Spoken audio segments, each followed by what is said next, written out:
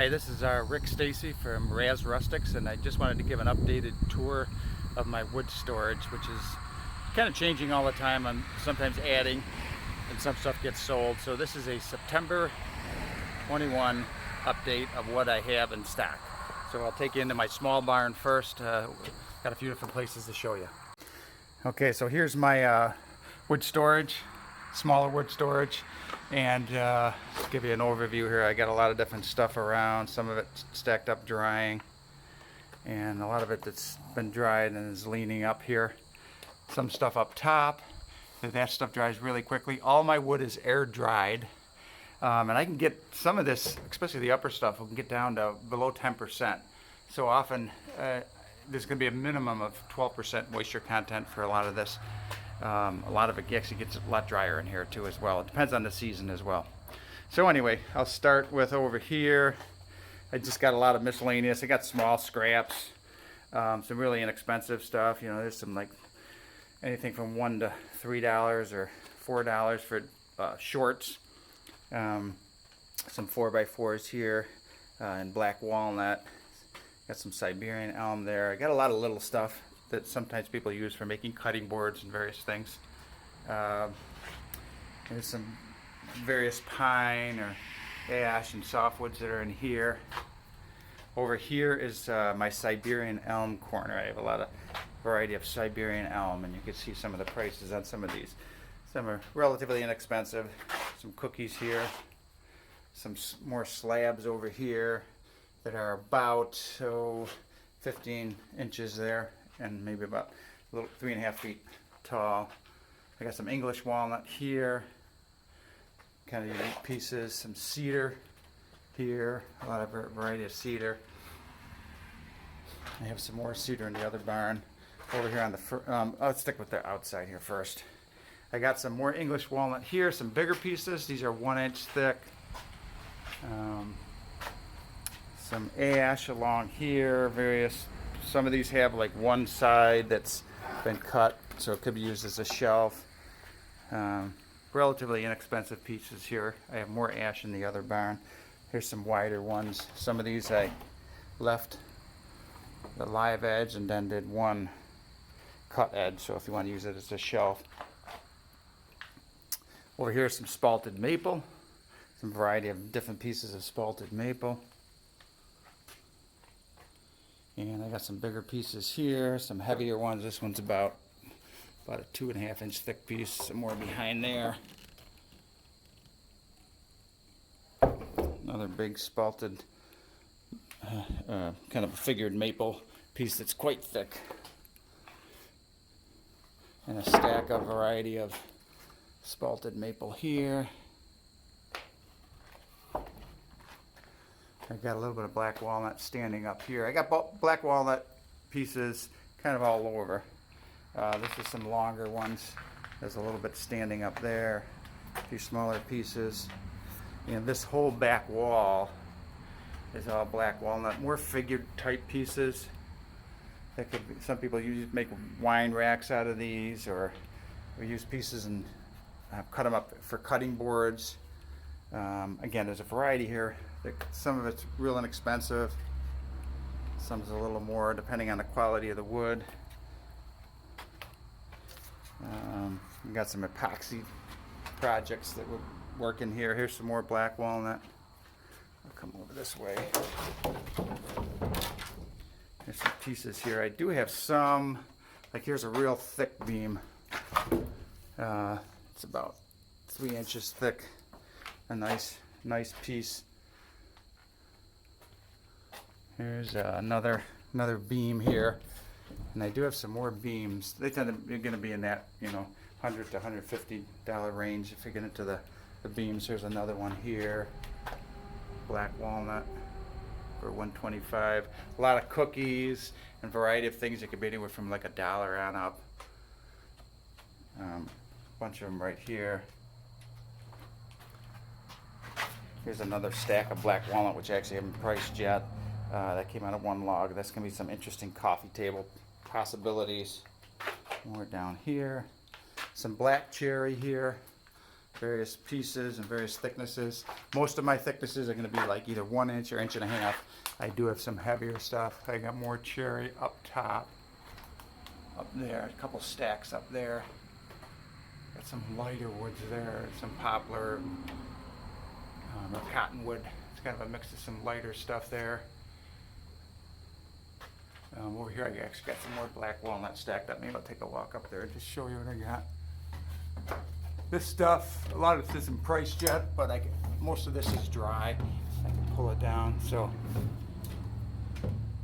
here's some longer, heavier pieces of black walnut that's going to be about 1.5 inches thick. And I got some 1-inch boards here. You can see up top I also have a lot of 4x4s. Black walnut could be used for legs. And some different lumber I got stacked up over there. Some maple. More black walnut over here.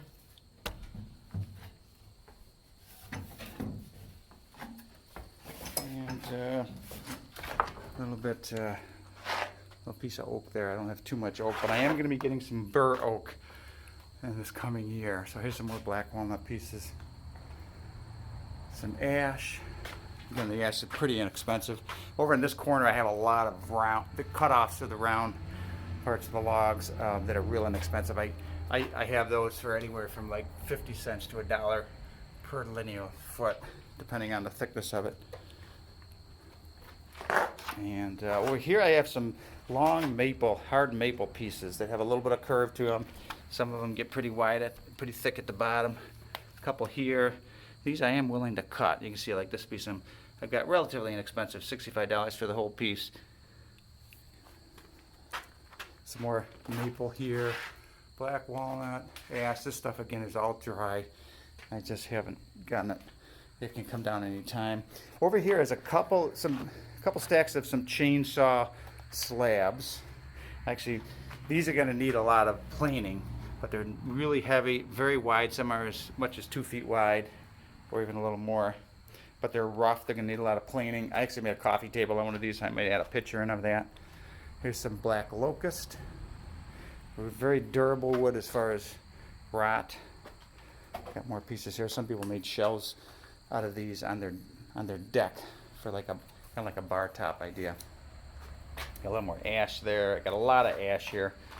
The ash is really hard, a lot like red oak, but of course very light. And you can see where the emerald ash borer basically kills the tree. And but the wood inside is actually very, very good, very straight.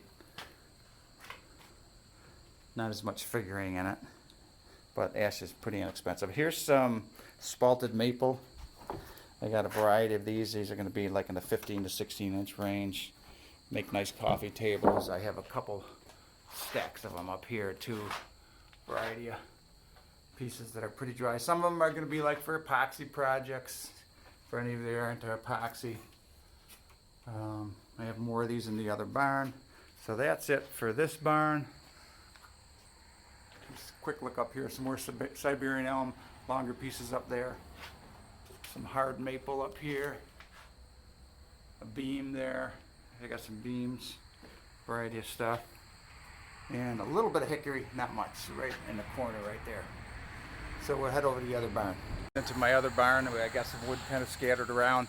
I should mention too that most of my widest are going to be like 18 to 20 inches. I don't have real wide stuff. My mill only does up to about 21 max.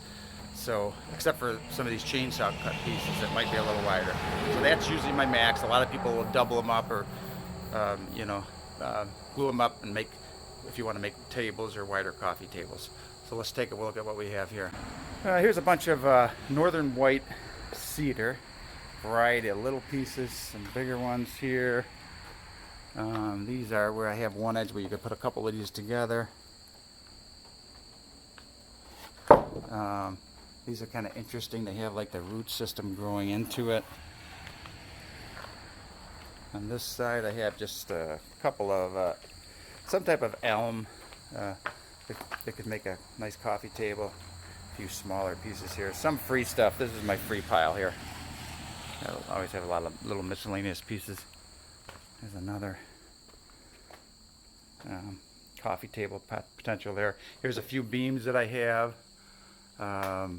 Black walnut, and then some really nice figured spalted maple. I have a few more behind here. This is nice spalted maple slab that might be for epoxy work. Very thick slab. So this one's a little more expensive. $185 for that one. So let's go upstairs, see what we have. At the top of the stairs I have a lot of different variety of black walnut cookies and some other stuff. Just kind of mix through here. These are a little rougher, I may need some planing. I usually use a hand planer to get those close. And you could add some legs and make a coffee table out of those. There's a little more cherry pieces. Some more northern white cedar. Some thicker slabs that are probably up to about 20 inches, some of them. And they are squared off on one side, so you could even join a couple of those if you want to make a table. That's a very lightweight wood. Very moisture resistant if you did want to use something outside. I got a little more black walnut here. Some odd black walnut cut-offs for projects, craft projects. Here's some more black walnut. Again, this black walnut here is pretty dry. It's a lot of just smaller, unique pieces, but there are some wider pieces in there. A lot of it's 1 inch here. I do have some 1.5 inches. This I actually just recently put in here. That's a silver maple. Got some wide ones there. A lot of this is all ash. Some long ash boards, and some people have used these, glued them up and made tables out of them. You can see they're about, these are going to be anywhere from, this one's 30 to 30. They're quite long. These are very straight, and you can do a lot of good stuff with them. Most of them are 1 inch thick. A little more over there.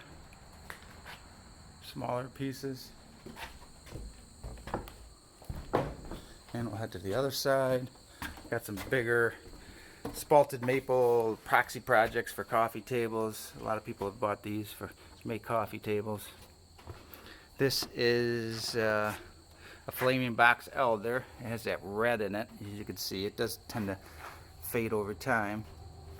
I got a few of those. They're going to be in a range of $68. There's a $70 one, a $60 one. Right here behind her I also got some barnwood that I also, some reclaimed lumber that I use. I also sell that. Here's a few more unique spalted maple pieces. On this side, a lot more various cookies. And some of these are pretty inexpensive, down to like $1. These are actually staghorn sumac, which has kind of an interesting greenish grain to them. Over here, some more unique stuff. This got to be a unique piece.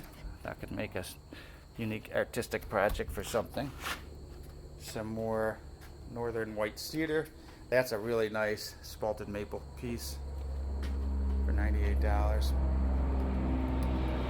It's about almost 2 inches thick. There's another one. That one's $95. These are probably on a little more expensive side, but can make some really nice coffee tables. Here's some more northern white cedar. This here is some type of, I believe it's an elm. I actually don't know exactly what this is, but they're very wide spacing grain, very flat and clean. And I have some of these are pretty wide, and they're pretty inexpensive. Here's some more spalted maple cookies for coffee tables. So I have a whole stack of that. I believe it's some type of elm. Very straight, very clean looking grain. There's some cookies from northern white cedar. More spalted maple. Here's some maple, spalted maple. Some of this is a little rougher. It might be more of an epoxy project. There's that elm again. I got those going for pretty cheap. That one just $20 there. Those can make some nice coffee tables. Spalted maple, some northern white cedar, unique kind of looking cookies. Another spalted maple. Give you an idea of some of the pricing of this too. Here's spalted maple, more barnwood here, and add some 1x4 tongue and groove. 75 cents a lineal foot on that. Got a variety of that. Some more black walnut here, a few stacks of unique pieces you can make shelves out of. Or some of these you can probably cut up and glue up if you wanted to do tables. A little bit standing up over here.